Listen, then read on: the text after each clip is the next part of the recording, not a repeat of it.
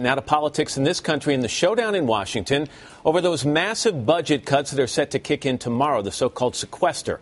They could hit you very hard, but this morning there seems to be very little urgency from the White House or Congress to avoid them. Kristen Welker is NBC's White House correspondent. Kristen, good morning to you.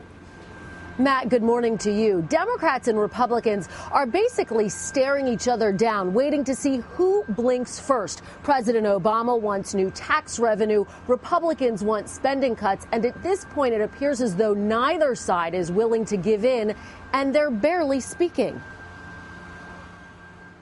From the West Coast, they're digging their heels in for political reasons.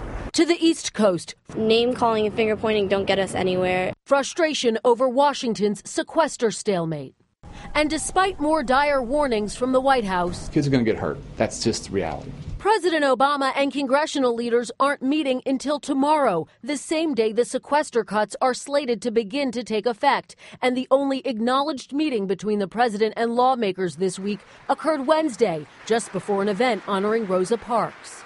It was a very brief meeting. So brief, Republican sources say it only lasted for about 1 minute. On the president's schedule today, meetings. For GOP House Speaker John Boehner, also meetings. Plenty of time, but no plans to talk to each other.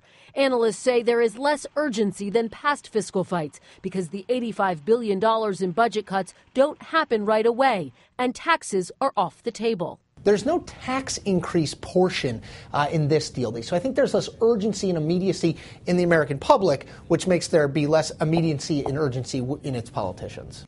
Instead of negotiations on Wednesday, only familiar talking points.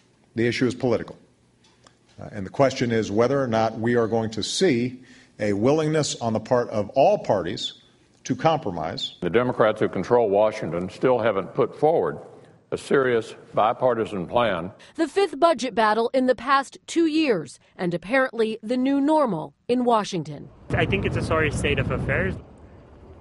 And at this point, it seems all but inevitable that the sequester will kick in. As a backdrop to all of this, veteran reporter Bob Woodward is telling reporters that the White House is lashing out at him for writing an article which claimed that the sequester was all President Obama's idea. The White House has made the point that Republicans overwhelmingly supported the plan as well.